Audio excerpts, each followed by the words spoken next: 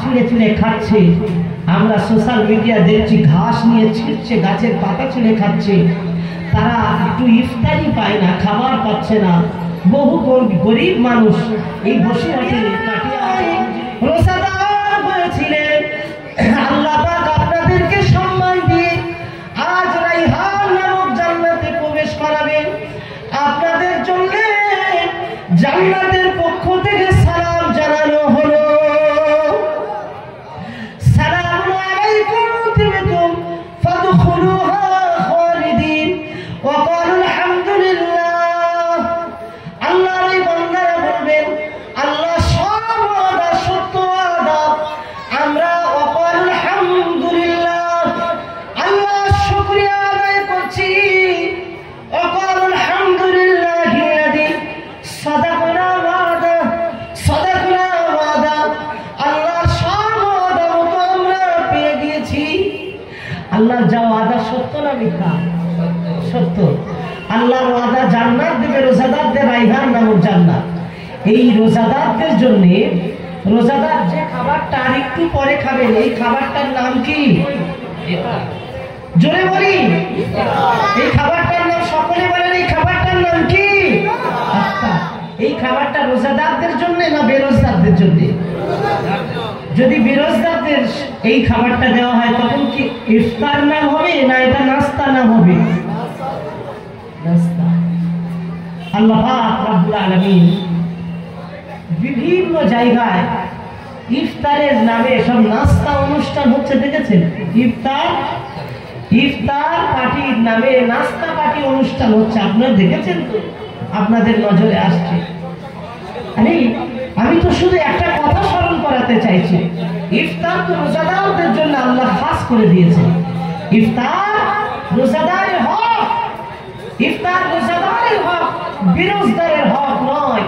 বিরোজদার ইফতার খেতে পারে না, ইফতার রোজাদারের জন্য যখন হক। সুতরাং হ্যাঁ, ইফতার যখন রোজাদারের হক, তাহলে আপনারা বলুন সেই মজলিসে সেই রোজা সাতারাম তাম পৃথিবীতে লক্ষ লক্ষ কোটি কোটি রোজাদার আছে। আজকের ফিলিস্তিনে এমন বাচ্চারা ঘাস ছিঁড়ে ছিঁড়ে খাচ্ছে, আমরা সোশ্যাল মিডিয়া দেখছি ঘাস নিয়ে ছিঁড়ছে, গাছের পাতা ছিঁড়ে খাচ্ছে। তারা একটু ইফতারি পায় না, খাবার পাচ্ছে না। বহু গরিব মানুষ এই বসিরহাটে কাটিয়াহাটে খুঁজলে অনেক গরিব মানুষের ঘর বাড়ি আছে, যারা দেখা যাবে ইফতারি ভালো জোগাড় করতে পারছে না। একটু ছোলা টোলা হয়তো কোনো রকমে পার করছে, দিন পার করছে, ভালো ইফতারি জোগাড় করতে পারছে না। এরকম অনেক বাড়ি আছে না? না, গরিব মানুষের বাড়ি আছে। তাহলে সেই ইফতারি নিয়ে যারা রোজা করলো না, তাদেরকে খুব খাস করে দাওয়াত করে এনে যদি নবিয়ানা মেম্বারে খাওয়ানো হয়, তাহলে ইফতারের উপরে জুলুম হলো কি হলো না? আর আল্লাহ পাক কোন জুলুমকে পছন্দ করে। আল্লাহ পাক বলেছেন জুলুমকারীর শাস্তি হলো জাহান্নাম। যারা জুলুম করে তাদের শাস্তি হলো জাহান্নাম। আল্লাহ পাকের একটি ফরজ হুকুম আছে যাকাত। আপনারা জানেন তো যাকাত দিতে হয় অর্থশালী মানুষের। ইন্নামাস সাদাকাতু লিল ফুকারাই ওয়াল মাসাকিন। আল্লাহ পাক যাকাত দেওয়ার 8টা খাত বর্ণনা করেছেন। 8 জায়গায় যাকাত দেওয়া যায়। কয় জায়গায়? 8 জায়গায়। হ্যাঁ যুবকেরা, 8 জায়গায় যাকাত দেওয়া যায়। 8টা জায়গায় আপনি যাকাত দেবেন, অন্য কোন জায়গায় যাকাত দেওয়া যাবে না। 8টা জায়গার ভিতরে প্রথম বলা হয়েছে যারা ফকির, দ্বিতীয় বলা হয়েছে যারা মিসকিন, অসহায় গরিব মিসকিনের কথা আল্লাহ পাক কোরআনে বললেন। এই 8টা খাদের কথা আল্লাহ পাক 8টা জায়গার কথা বর্ণনা করেছে। এ মুসলমানেরা বলুন, বহু গরিব মানুষ আছে যাদের উপরে যাকাত দিতে হবে। যারা যাকাত দেবে গরিবদের জন্য, তাদের যাকাত ফরজ হয়েছে, গরিবের কাছে পৌঁছে দেবে। কোরআনে এসেছে আল্লাহ পাক রব্বুল আলামিন বললেন যাকাত তো গরিবের হক, গরিবের মাল। যাকাত যদি গরিবের কাছে পৌঁছে না দাও, কিয়ামতের কঠিন ময়দানে আল্লাহ পাক ওই গরিব মানুষটা তোমাকে পাকড়ে ধরে বলবে তুমি আমার হক মেরে খেয়েছো আজকে আদায় করো। সেই ধনী মানুষটা অবাক হয়ে যাবে। সেই ধনী মানুষ বলবে আমি কখন হক মেরে খেলাম? বললে তুমি কি হাবিবের কথা শুনোনি? তুমি কি আমার আল্লাহর কথা জানোনি? আল্লাহ পাক বলেছে ধনীর মালের ভিতরে গরিবের হক আছে। তুমি কি এটা জানতে না? তোমার মালের ভিতরে আমার হক ছিল। আমি গ্রামের মানুষ, আমি গরিব মানুষ, আমার হক তুমি আদায় করোনি। আজকে এত গরিব মানুষ থাকতে সারাদিন রোজা করলো না, খেয়ে বিড়ি খেয়ে, সারাদিন সিগারেট খেয়ে, সারাদিন দুপুরে থামস আপ দিয়ে ভালো করে ভাত খেয়ে থামস আপ খেলো, আবার সন্ধ্যেবেলা ইফতারি মাহফিলে গিয়ে ইফতারি করলো, ওই গরিবের হকটা খেয়ে নিল। যারা ইফতারিতে, যারা রোজাদার নয়, অপরদিকে অমুসলমানকে রোজার মাহফিলে ডেকে ইফতারি করানোর যারা আয়োজন করে, আমার দৃষ্টিতে তারা হক নষ্ট করছে। আল্লাহ দরবারে অত্যাচারী হিসাবে, না হক করার অপরাধে আল্লাহ দরবারে ধরা পড়তে হবে। ঠিক কিনা? জোরে বলেন। এটা আল্লাহ পাকের উপর। হাত পাততে হবে। আচ্ছা, সবাই বলতে আছে, ঠিক আছে। আলহামদুলিল্লাহ, হুজুরের মাহফিলে মানুষ এমনি ছুটে এসে দেয়। আমি এই হুজুরের মাহফিলে কয়েকবার এসেছি, আলহামদুলিল্লাহ। তবে আজকে সব থেকে বেশি ভালো লাগছে, আজকে এমন দিন এসেছি যে সময় দোয়া কবুল হয়ে যায়, খুব গুরুত্বপূর্ণ সময়। সেই সময় আল্লাহ আমাকে সুযোগ দিয়েছেন কিছু বলা। এই সময় যে কথাটা আপনাদেরকে শোনাচ্ছি, কি ইফতার রোজাদারের জন্য। সেই ইফতার নামক এত বড় একটা নিয়ামত বেরোজাদারদের কাছে বন্টন করা হচ্ছে। যে সমস্ত ওলামারা এই কাজে সমর্থন করছে, আর যে সমস্ত ওলামারা করছেন বা সমর্থন করছেন, আমি তাদের কাছে প্রশ্ন রেখে দিলাম, আপনারা একটু ভেবে দেখবেন শরিয়াতের দৃষ্টিকোণে এটা কতটা অপরাধ কি অপরাধ নয়। আমি এর থেকে আর বেশি কিছু বলতে পারি না। প্রিয় ভাইরা আমার, আপনি আজকে মনে রাখুন, আল্লাহ নবী, দয়ার নবী বলেছেন, নারা কোনদিন অন্যায়ের সঙ্গে আপোষ করবে না। আল্লাহ অন্যায়ের সঙ্গে আপোষ করা মানে ঈমান বিক্রি করা। শাহরু রমাদানাল্লাযী উনজিলা ফীহিল কুরআন হুদাল লিন-নাসি ওয়া বায়িনাতিন মিনাল হুদা ওয়াল ফুরকান ফামান শাহিদা মিনকুম আশ-শাহরা ফালইয়াসুম ومن كان مريضا أو على سفر فعدة من أيام أخر.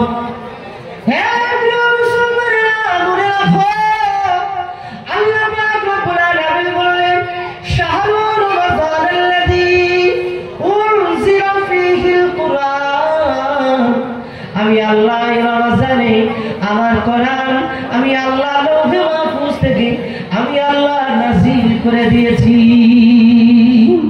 একবার জোরে বলুন না সুবহানাল্লাহ। আমি আমার হাবিবের কাছে নাযিল করেছি কোরআন। কেন নাযিল করেছি জানো? এই কোরআন আমি আল্লাহ পাক রব্বুল আলামিন সত্য মিথ্যা খারাপ করে দেওয়ার জন্য, ন্যায়কে প্রতিষ্ঠা করার জন্য, সত্য মিথ্যা তোমাদেরকে জানিয়ে দেওয়ার জন্য আমি আল্লাহ কোরআন দিয়েছি। উনজিলা ফীহিল কুরআন হুদাল লিন-নাস। আমি মানুষ যাতে হেদায়েত পায়, কল্যাণ পেয়ে যায়, মানুষ যাতে কল্যাণ পেয়ে যায়, হেদায়েত পেয়ে যায়, হেদায়েতের জন্য আমি আল্লাহ এই কোরআন নাযিল করেছি। হেদায়েত বলতে আমরা কি বুঝি? হেদায়েত এমন একটা জিনিস, হেদায়েত কি জিনিস আপনারা মনে রাখেন। হেদায়েতটা আসলে কি? ও আল্লাহওয়ালা রোজাদারেরা, ও আম্মা জানেরা, হেদায়েত কি? হেদায়েত হলো আল্লাহ পাক রব্বুল আলামিনের, আল্লাহ পাক রব্বুল আলামিন যাকে কল্যাণ নসিব করেন, জান্নাতি রাস্তা যার নসিব করেছে, যে জান্নাতি রাস্তা পেয়ে গিয়েছে, সেই তো পূর্ণ হেদায়েত পেয়ে গেছে। এই জন্য হাবিব বলেছেন, তোমরা আল্লাহর কাছে দোয়া করো, আল্লাহ আমার হেদায়েতের উপরে পূর্ণভাবে প্রতিষ্ঠিত রাখো। তোমরা দোয়া করো হেদায়েতের উপরে প্রতিষ্ঠিত থাকার জন্য। হেদায়েত পাওয়ার পরে আমার গোমরা হয়ে যায়।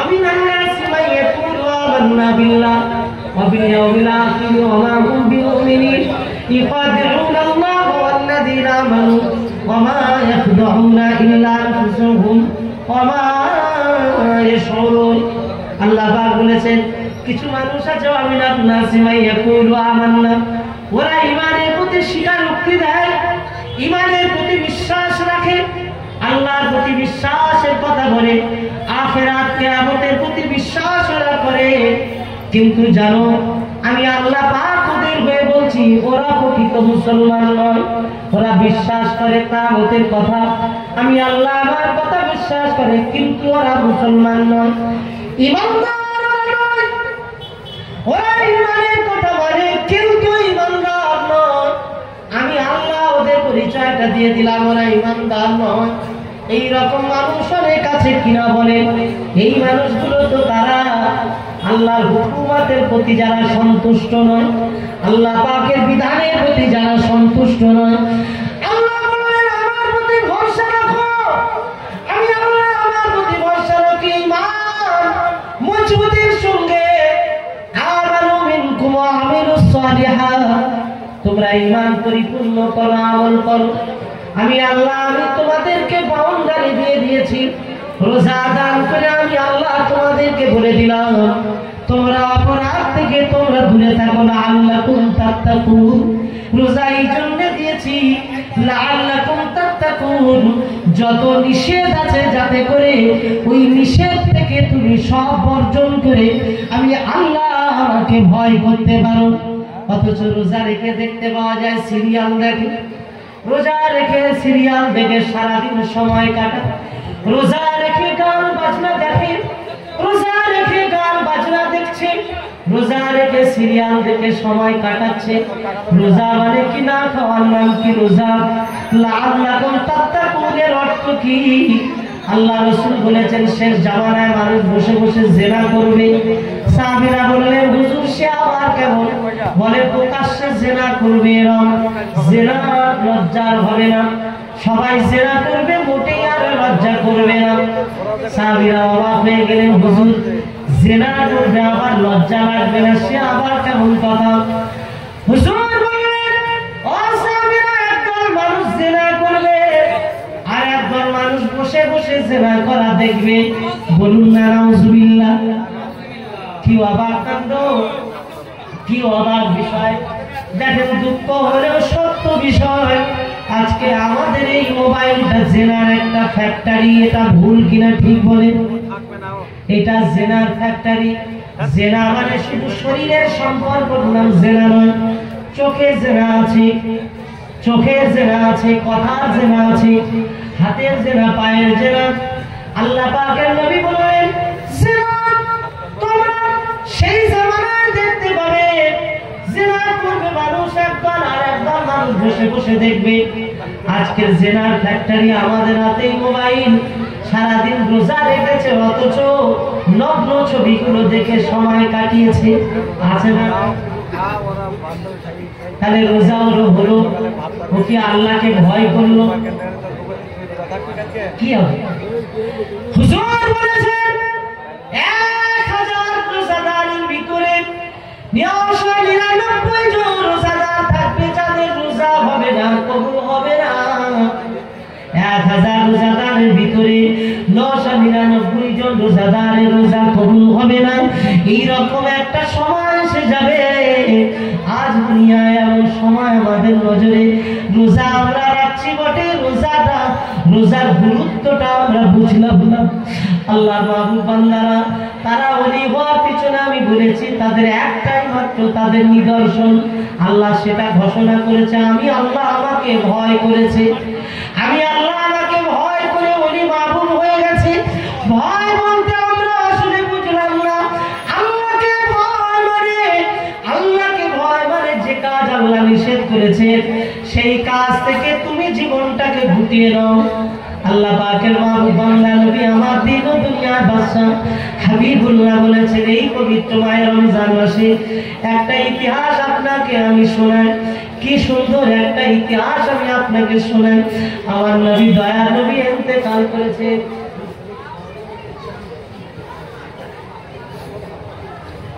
এইটা বলে উঠে আসে আপনি হিসাব আপনি মাশাআল্লাহ। আল্লাহর হাবিব দয়াল নবী হাবিবুল্লাহ ইন্তেকাল করেছিলেন। আমার নবীর ইন্তেকালের পরে সাহাবীরা এই ইসলামের ঝান্ডা নিয়ে সারাটা জীবন বুকে করে আগলে রেখে রক্ত দিয়েছে, কিন্তু ঝান্ডায় দাগ হতে দেয়নি। জোরে বলুন, আরো একবার জোরে বলুন সুবহানাল্লাহ। ইসলামের ঝান্ডা দাগ হতে দেয়নি, রক্ত গেছে, জীবন গেছে, সাহাবীদের জীবন চলে গেল। আজ সাহাবীদের মতো ঈমান, সেই ঈমান কখনো আর আমাদের দ্বারা সম্ভব হবে না।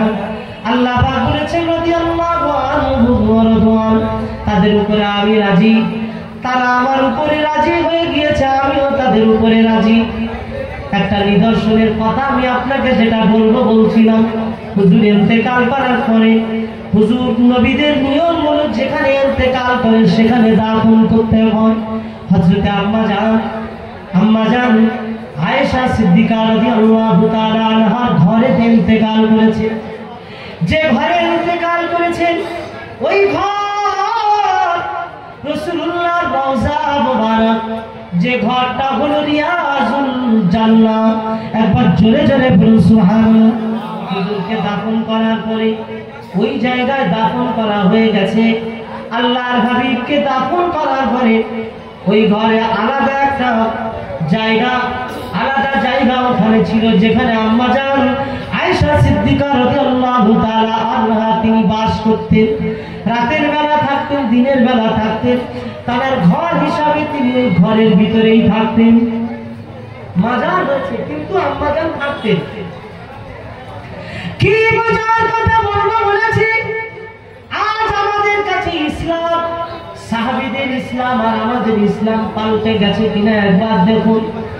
আম্মা জানের দরবারে এসে হযরত আবু বকর নিজের কন্যা আয়েশাকে এসে বলছেন, ও আয়েশা, আল্লাহর হাবিব ইন্তেকাল করেছেন, আমি তো খবর পেয়ে ছুটলাম, হুজুর বিদায় নিয়ে চলে গেছেন। আয়েশা, আমি ঘরের ভিতরে প্রবেশ করব, তুমি আমার অনুমতি দাও। আল্লাহর হাবিব ঘরের ভিতরে শোয়ানো আছে। হযরত আবু বকর হুজুর অনুমতি চাইছেন, বুকে হাত দিয়ে একবার বলেন, যে বাড়িতে মৃত্যু হয়ে যায় ওই বাড়িতে কোনো মানুষ যখন প্রবেশ করে কেউ কি কারের অনুমতি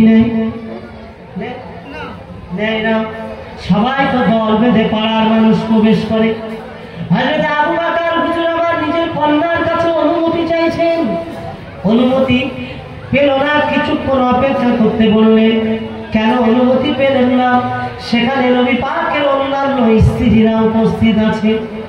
আম্মা জান আয়েশা হযরত আবু বকর হুজুরের কন্যা, কিন্তু সবাই তো আবু বকর হুজুরের কন্যা নয়। আম্মা জান আয়েশা বললেন, তোমরা ঘরের ভিতরে প্রবেশ করো, পর্দার আড়ালে চলে যাও, আমার আব্বা জান এসেছেন। সবাইকে পর্দার আড়ালে দিয়ে দিয়ে আম্মা জান আয়েশা বললেন, ও আব্বা জান, এবারে প্রবেশ করুন, এবারে আপনি প্রবেশ করুন। আল্লাহর হাবিবের ঘরে ইন্তেকালের পরে আমার রাসূলুল্লাহর ঘরেও নবী পাকের স্ত্রীরা সেদিনের পর্দা তামাম পৃথিবীর সমস্ত নারীদের শিক্ষা দিতে হবে কিনা বলুন। সেই দিনের পর্দার কথা আর কোনো হাদিস কোরআন লাগবে না, শুধু ওই ঘটনাটাই আমাদের জন্য যথেষ্ট। আর যদি বলেন কোরআন বলুন হাদিস বলুন, সে তো এত পাহাড় পাহাড় হয়ে যাবে না। আমি শুধু ওইটুকু আপনার কাছে বলতে চাই, তাদের ইসলাম আমাদের ইসলাম আমরা কি পাল্টে ফেললাম? আর সে আমরা আল্লাহ পাকের মামুর হতে চাই, অথচ ভয় করি না। তারা যে ভয় করেছেন, আমাদের ভয় আলাদা হয়ে গেছে।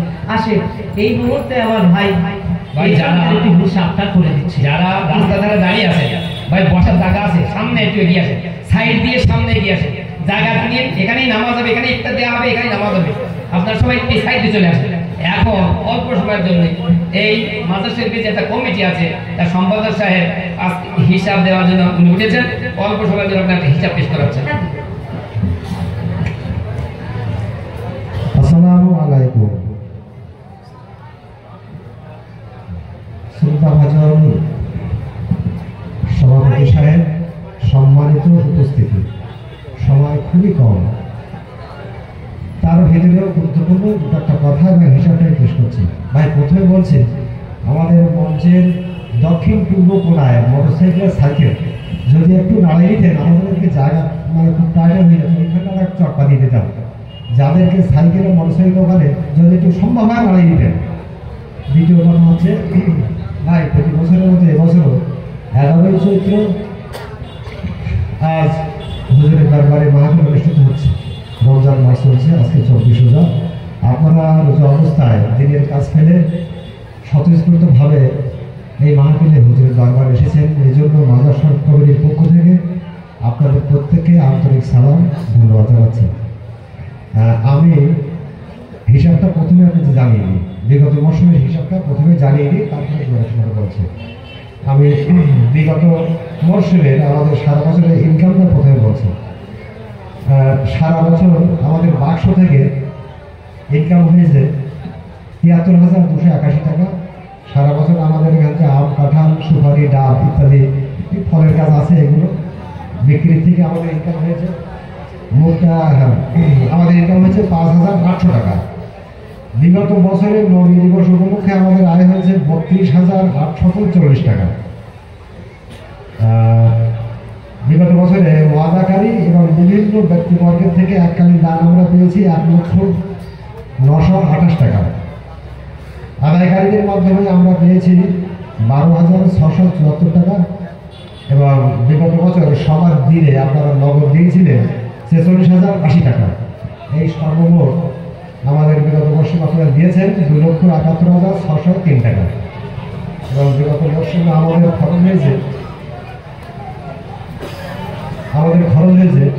সারা বছর আমরা এখান থেকে যে কার মাদুরি দিই, কার মাদুরিতে ধূপবাতি, কারেন্ট বিল, আমাদের এখানে একজন কেয়ারটেকার লেখা আছে, ওনার বেতন সহ আমাদের খরচ হয়েছে 12 মাসে 44,937 টাকা।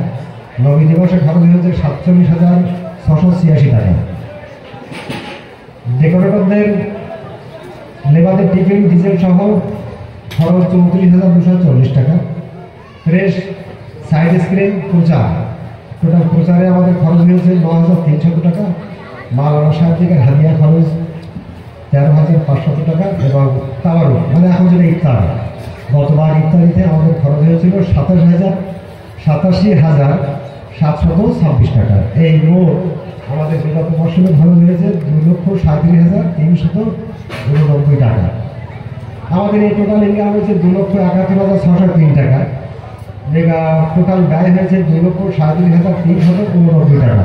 ব্যালেন্স শিট করলে আমাদের উদ্বৃত্ত আছে 34,214 টাকা এবং আমাদের ক্যাশ ইন হ্যান্ড ছিল গত বছরের আগের মৌসুমে ক্যাশ ইন হ্যান্ড ছিল 84,834 টাকা।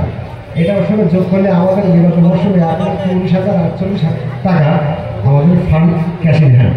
এখন আমরা এখান থেকে 1.5 থেকে 2 মাস আগে মহিলাদের জন্য দীর্ঘদিন অনেক মহিলারা অনেক অভিযোগ করেন, আশপাশের লোকজনে বলে মানে বর্ষার সময় বিকালে যেসব মহিলারা আসে বৃষ্টি আসলে ভাই আশপাশে কারোর বারান্দায় গাছতলায় দৌড়দৌড়ি করতে হয়।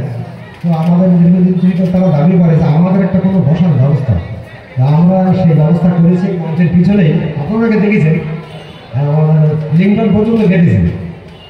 এখন সাত তোমার পরিকল্পনা, এখন আমাদের ফান্ডটা ছিল খরচ করে এবং এই খরচায় আমাদের ফান্ড এখন মিল আছে।